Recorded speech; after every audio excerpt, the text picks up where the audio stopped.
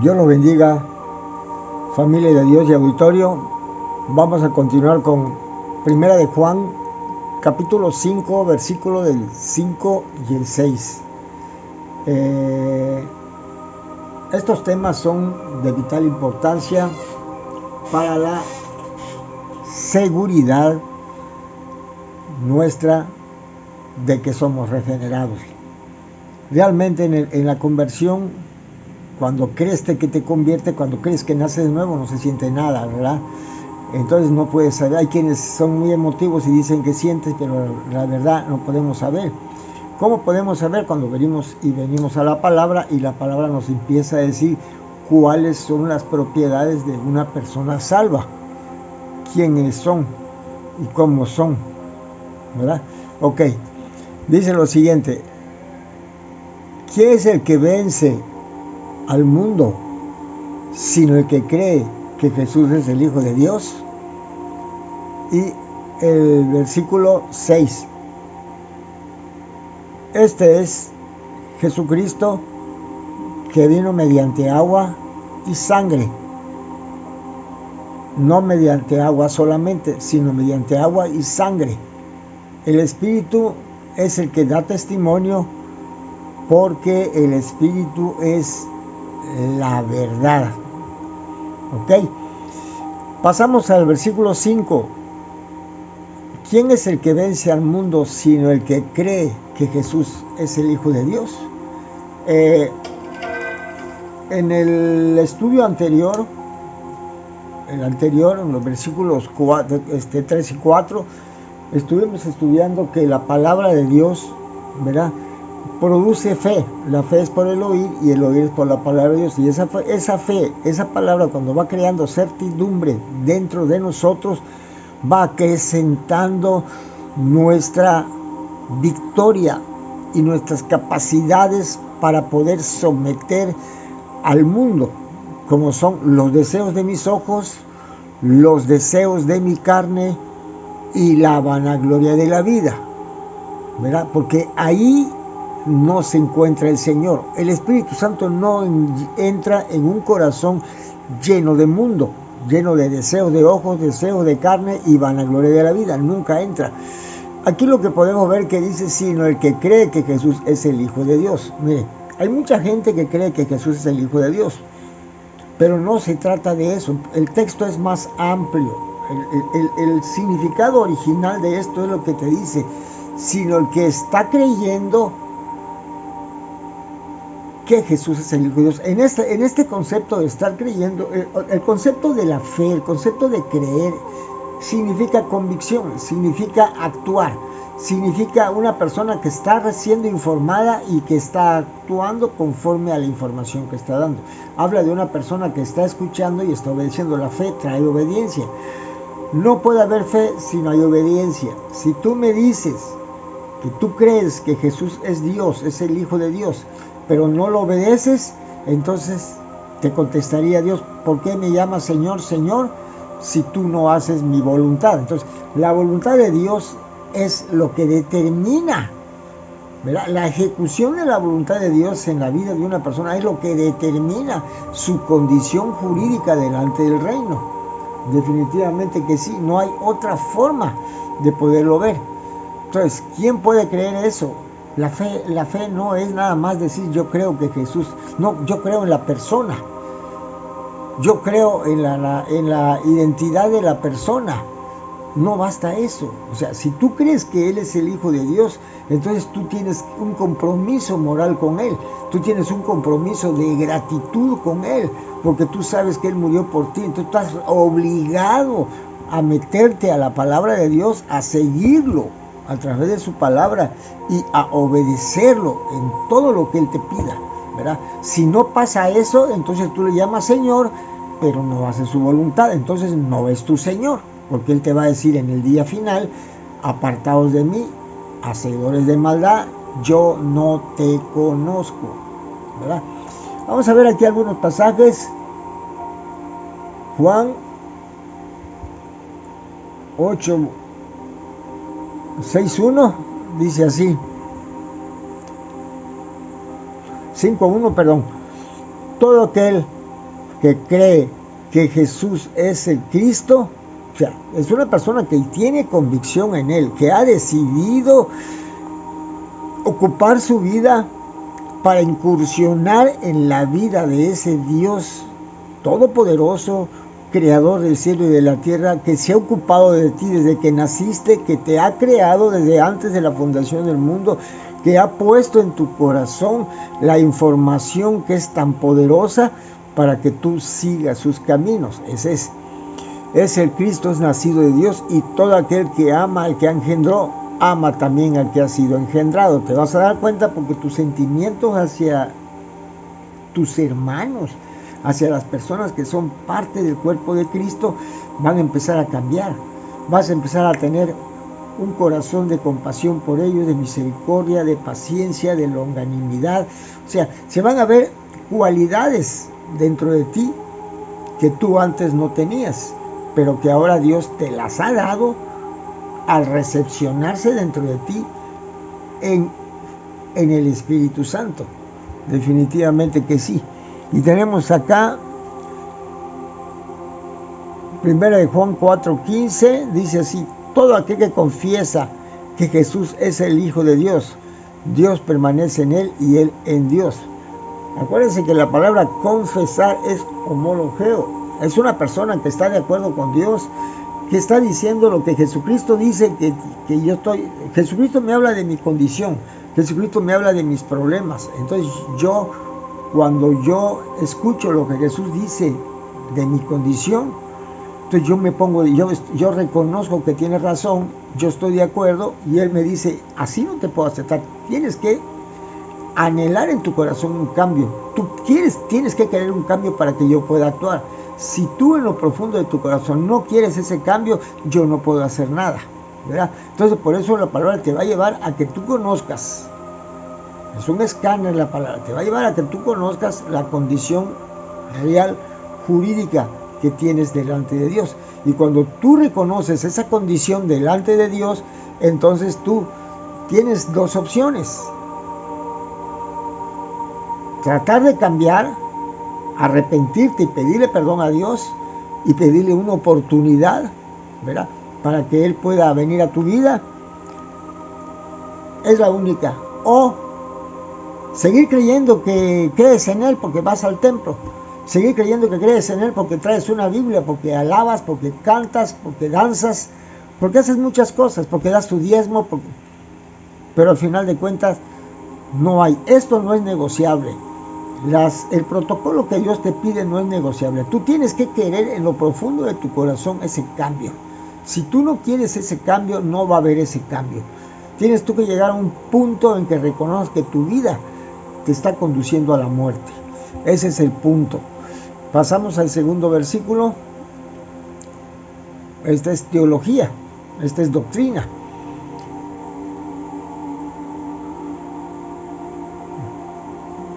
Dice así: este es Jesucristo que vino mediante agua y sangre, no mediante agua solamente, sino mediante agua y sangre. El Espíritu es el que da testimonio, porque el Espíritu es la verdad.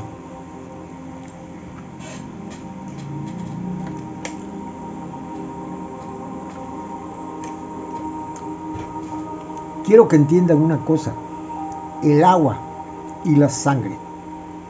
El agua es un simbolismo que tiene referencia a la palabra, ¿verdad? Por eso cuando el simbolismo del bautizo de agua, lo que significa es que al entrar al agua tú mueres a tus aspiraciones, y cuando tú sales, eso representa que tú te vas a meter a la palabra y vas a profundizar en la palabra y vas a estar toda tu vida en la palabra. Ese acto de bajar al agua, eso se llama bautizo. Pero esta agua a la que se refiere aquí no se refiere al bautizo en agua, ¿verdad? Se refiere a la palabra. Jesucristo vino mediante la palabra que yo os he hablado, dice, son espíritu y son vida. Y sangre, ¿sí? Porque aquí lo que cuenta realmente es la cruz. La cruz. Cuando a Cristo le mete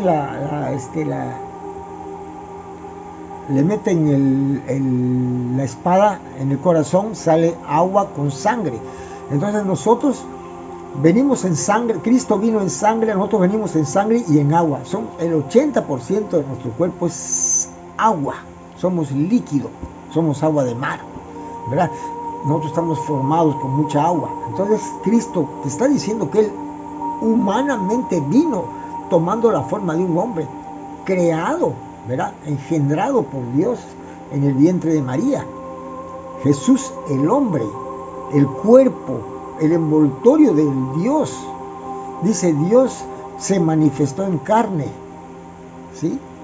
Y fue recibido arriba en gloria. Entonces Dios está en el cuerpo de Jesús. Ahí está Dios. Acuérdense que Dios es omnipresente y Él puede separarse en muchas facciones. El Espíritu Santo que tenemos todos, el Espíritu Santo se ha dividido en millones y millones de fracciones, porque Él es omnipresente. Esta cualidad solamente le corresponde a la deidad. Nadie más lo puede tener, ni Satanás, ni los ángeles, ningún ser creado, ninguna potestad, ningún principado, nada.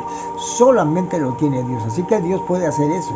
Así que este pasaje lo que está representando es que Jesús vino como hombre, ¿verdad?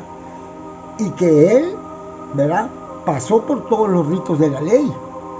Y Él pasó por el bautizo. En el momento del bautizo de Jesús, en ese momento Dios aprovecha para dar testimonio de quién es Él. Él es mi Hijo amado, en el cual tengo toda complacencia. A Él oíd. Eso es lo que el Espíritu Santo manda a decir, ¿verdad?, en el momento en que Jesús iba a bajar al agua, para representar que Él también se iba a someter a la palabra y que iba a empaparse, iba a mojarse con la palabra. Vamos a ver algunos pasajes para poder argumentar este concepto.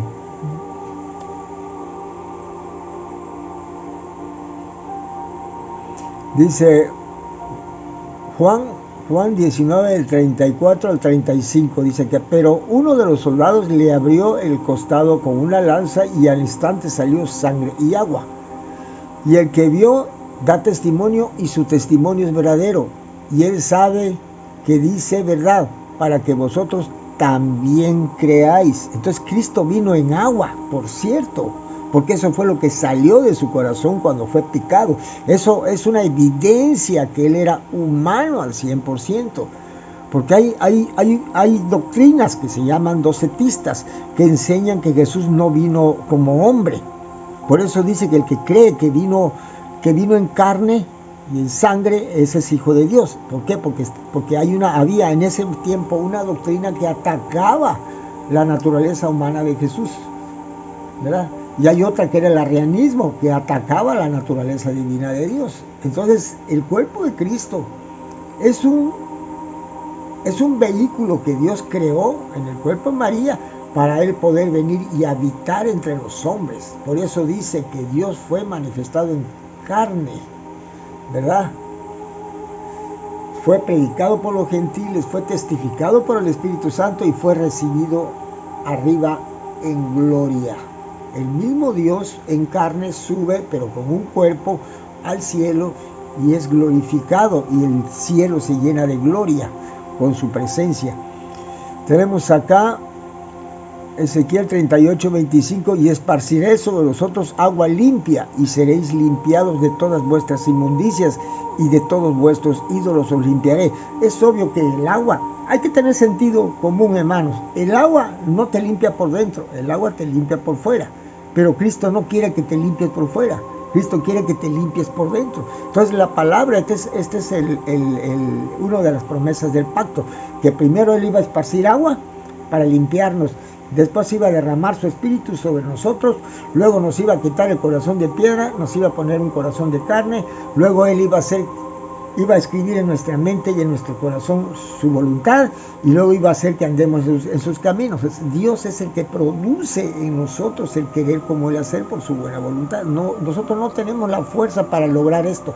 Es un regalo maravilloso de nuestro Creador soberano del cielo y de la tierra. Bendito sea el Señor que nos permite y nos da el honor de poder disfrutar de estos momentos de comunión con Él. Así que, mis hermanos, este es el punto. Luego tenemos acá otro pasaje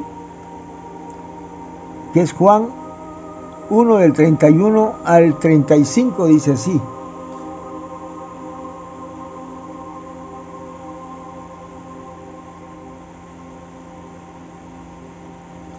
Dice, yo no le conocía, mas para que fuese manifestado a Israel, por eso vine yo bautizando con agua. También dio Juan testimonio diciendo, vi al Espíritu que descendía del cielo como paloma y permaneció sobre él. Yo no le conocía, pero el que me envió a bautizar con agua, aquel me dijo, sobre a quien veas descender el Espíritu y que permanece sobre él, ese es el que bautizará con el Espíritu Santo. El bautizo del Espíritu Santo es el que salva. El bautizo en agua no. El bautizo del Espíritu Santo es cuando Dios te mete al cuerpo por la acción del Espíritu Santo, a su cuerpo, a ese cuerpo místico, invisible, que no podemos ver, que podemos identificar por las Escrituras, por el apego a las Escrituras, por la obediencia. Tenemos acá Juan 3:5 dice, de cierto le digo que el que no naciere de agua y del Espíritu no puede entrar en el reino de los cielos. Y aquí está hablando de la palabra. Si tú no naces de la palabra sí te puede regenerar, porque en el Antiguo Testamento veas el Salmo 119 que habla de la palabra y dice que nos puede transformar, nos puede regenerar. El agua no te regenera, el agua no te puede regenerar. Tenemos acá en Juan 4:10, dice, respondiendo Jesús le dijo, si conocieres el don de Dios y quién es el que te dice, dame de beber, tú le pedirías y él te daría agua viva. Entonces, está claro que el agua que está hablando ahí no es el agua natural, es el agua de su palabra, te daría agua viva, dice.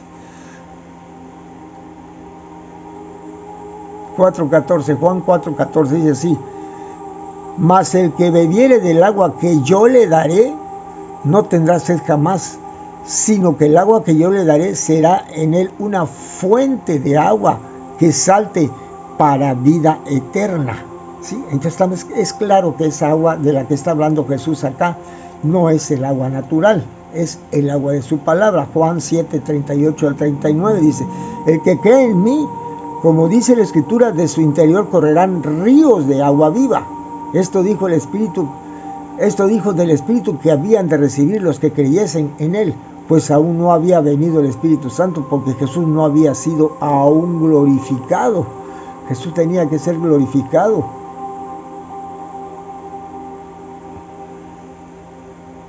Efesios 5 del 25 dice así,